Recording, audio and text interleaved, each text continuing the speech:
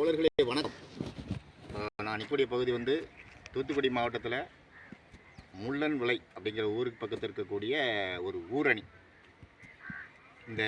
இதை பாருங்க, இதுதான் ஊரணி.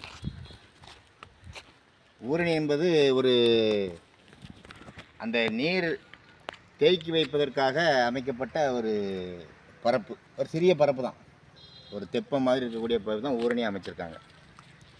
இதை எதுக்கு காமிக்கும்னா, அங்கேருந்து அந்த இதை காட்டுங்க, அங்கேருந்து காட்டு தண்ணியெலாம் வரக்கூடிய ஒரு பாதை, அந்த மேற்கு இருக்கக்கூடிய ஒரு பாதை. அது வழியாக காட்டு தண்ணிகள்லாம் அந்த மழை பெய்த காலங்களில் வரும். அப்போ அப்படி வரக்கூடிய காட்டு தண்ணீர்லாம் இந்த ஊரணியில் வந்து அது தேங்கி கிடக்கு. ஊரணியை வந்து வற்றாமல் நீர்மட்டம், அந்த ஊர்களுக்கு ஒரு நீர்மட்டத்தை உருவாக்கக்கூடிய ஒரு ஆழம் தான் இந்த ஊரணி. இந்த ஊரணியை உருவாக்குறதுனால இங்கேயும் பாருங்க, ஊரணியை உருவாக்கக்கூடிய ஒரு சிறப்பு உருவாக்கி நம்ம செஞ்சதுனால தான் இன்னைக்கு தண்ணியை வற்றாமல் கிடைக்கக்கூடிய கோடை மே மாதம் முடிஞ்சு ஜூனு கோடையில் தான் இன்னும் இருக்குது. வறட்சியான ஒரு பகுதி தான். இந்த கரிசல்லாம் பாருங்கள், வெடிப்பு விழுந்து கிடக்கு. இந்த இடங்கள்லாம் வெடிப்பாக இருக்குன்னா அது வறட்சியினுடைய அடையாளத்தை காட்டக்கூடிய ஒரு பகுதி தான் இந்த பகுதி. அப்போ இந்த வறட்சி பகுதியிலையும் இந்த ஊரணியில் தண்ணி கிடக்குன்னா, அந்த ஊரணியை கட்டி வச்சதுனால தான் அது வாழ்வாதாரம். அந்த தண்ணி வந்து இன்னும் சேமிக்கப்பட்டு அந்த தண்ணி இன்னும் அப்படி ஒரு நிலத்தடி நீரை பாதுகாக்கக்கூடிய ஒரு முறை தான் ஊரணி. நிலத்தடி நீர் வந்து பாதுகாக்கப்பட்ட ஒரு நீராக இந்த ஊரணியில் கட்டி கிடக்கு, கீழே போகக்கூடிய நீர். அப்போ இது வந்து ஒரு ஆடு மாடுகளுக்கு பயனுள்ள ஒரு செயலாகவும் அந்த ஊருக்கு ஒரு நீர் ஆதாரத்தை உருவாக்குறதுக்காகவும் உருவாக்கப்பட்டது தான் ஊரணி. மக்கள் வந்து இதை இப்போ பயன்படுத்த முடியாத சூழல் இருந்தாலும் ஆடு மாடுகளுக்கு பயன்படும். ஃபுல்லாக நிரம்பிட்டுனா அது வந்து ஊர் மக்கள் குளிப்பதற்கு பயன்படும். அப்போ இந்த நீர் ஆதாரம் அதில் இருக்குது. நீர் ஆதாரம் இருக்கிறதுனால நீர் மட்டம் அதிகமாக இருக்கும். நிலத்தடி நீர் மட்டம் அந்த இடங்களில் அதிகமாக இருக்கும். அதற்காக இந்த ஊரணியை நாங்கள் இன்றைக்கி உங்களுடைய கவனத்துக்கு காட்டுறோம். இதே மாதிரி ஊரணிகளை தமிழகம் எங்கும், தமிழ்நாடு முழுவதும் அமைக்கணும்.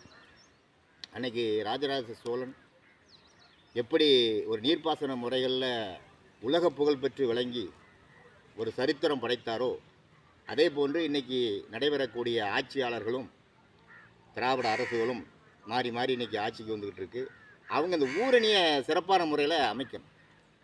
எங்கெங்கெல்லாம் ஊராட்சிகள் இருக்கிறதோ, எங்கெங்கெல்லாம் அந்த ஊரணிகள் அமைப்பதற்குரிய வாழ்விடங்கள் இருக்கிறதோ, அந்த இடங்களில் அந்த ஊரணியை அமைச்சு போட்டாச்சுன்னா குடிநீர் தட்டுப்பாடு வராது, நிலத்தடி நீர் மட்டும் நல்லா இருக்கும்.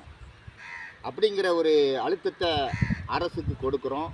அரசும் அதை கவனத்தில் எடுத்து இந்த ஊரணிகளை ஊராட்சி தோறும் அமைக்கணும். எங்கேருந்து காட்டு தண்ணிகள் பாய்ந்தோடு வருகிறதோ அந்த வழிகளில் எந்த இடங்களில் அமைப்பதற்கு, ஊரணி அமைப்பதற்கு ஏதுவான இடம் இருக்கிறதோ அந்த இடங்கள்லாம் அமைச்சாச்சுன்னா அந்த ஊரணி அமைக்கிற இடம் வந்து ஒரு ஊருக்கு உகந்த இடமாக மாறும். அதான் ஊரணி.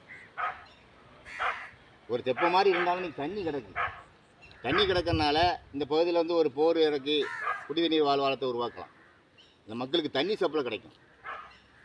ஆற்று தண்ணியை தான் எதிர்பார்த்து இருக்கக்கூடிய காலங்களாட்டாலும் இந்த ஊரணிகள் அதிகமாக தோண்டி வச்சாச்சுன்னா அந்த நிலத்தடி நீர்லாம் அதில் உள்ளே போகிறதுனால நம்ம எந்த நேரத்துலையும் ஒரு போர் போட்டு என்ன செய்யலாம், அந்த நிலத்தடி நீரை நம்ம பயன்படுத்திக்கலாம் தேவைக்கு.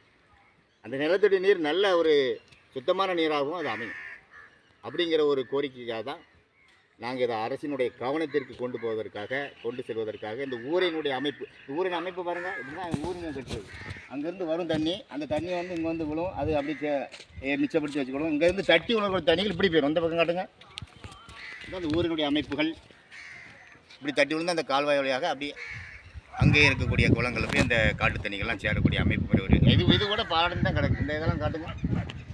இந்த படிக்கட்டுகள்லாம் உடை முளைச்சிருக்கு. அந்த படிக்கட்டை பாருங்கள், அதில் உடைகள் முளைச்சிருக்கு. இந்த பக்கம் அந்த இதெல்லாம் சிதலமடைஞ்சிருக்கு. இந்த இதை காட்டுங்க, கல்கட்டுகள்லாம் சிதலமடைஞ்சு தான் இருக்குது. அப்போ இதெல்லாம் நம்ம இன்னும் மேன்மைப்படுத்தி, அங்கெல்லாம் உடைப்புகள் இருக்குது பாருங்கள், அந்த உடைப்புகள்லாம் மேன்மைப்படுத்தி வச்சாச்சுன்னா இந்த ஊரணி வந்து ஒரு வாழ்வாதாரமான இடமாக, மக்களுக்கு குடிநீர் பற்றாக்குறை இல்லாத ஒரு இடமாக, கால்நடைகளுக்கும் குடிநீர் பற்றாக்குறை இல்லாத இடமாக மாறக்கூடிய ஒரு வலுவான அமைப்பு தான் ஊரணி. ஆகவே இந்த ஊரணிகளை தமிழ்நாடு முழுவதும் அரசு அமைக்கும். ஒவ்வொரு கிராமங்களிலும், கிராம ஊராட்சிகளிலும் அந்த காட்டு நீர் வருவதற்கு உகந்த இடங்களில் போல் அவங்க அமைச்சாச்சுன்னா மக்களுடைய குடிநீர் வாழ்வாதாரம் மேம்படும். ஏன்னா நீரின்றி அமையாத உலகு. நீர் தான் உலக வாழ்வினுடைய அடிப்படை. சாப்பாடு இல்லாமல் ஒரு வாரம் இருந்துக்கலாம், நீர் இல்லாமல் ஒரு நாள் இருக்க முடியாது. அப்போ அந்த நீரை மேம்படுத்துவதற்கு இந்த மாதிரி ஊரணிகள் அமைக்கணும், தெப்பங்கள் அமைக்கணும். எப்படி ராஜராஜ சோழனுடைய நீர் மேலாண்மை முறையை இந்த தமிழ்நாட்டுக்கு உலகத்திற்கு காண்பித்தாரோ அதே போன்று இந்த தமிழக அரசும் நீரியல் மேலாண்மையில் கவனம் செலுத்தி இதே மாதிரி ஊரணிகளையும் தெப்பங்களையும் அமைத்தால் நம்முடைய மக்களுடைய வாழ்வாதாரம் மேம்படும், விவசாயிகளுடைய வாழ்வாதாரம் மேம்படும், கால்நடைகளுடைய வாழ்வாதாரம் மேம்படும், குடிநீர் வாழ்வாதாரம் மேம்படும் அப்படிங்கிற கோரிக்கை அழுத்தமாக வைத்தோம். அரசியல் பிழைக்காக சமூக ஆர்வலர் சண்முகராஜா.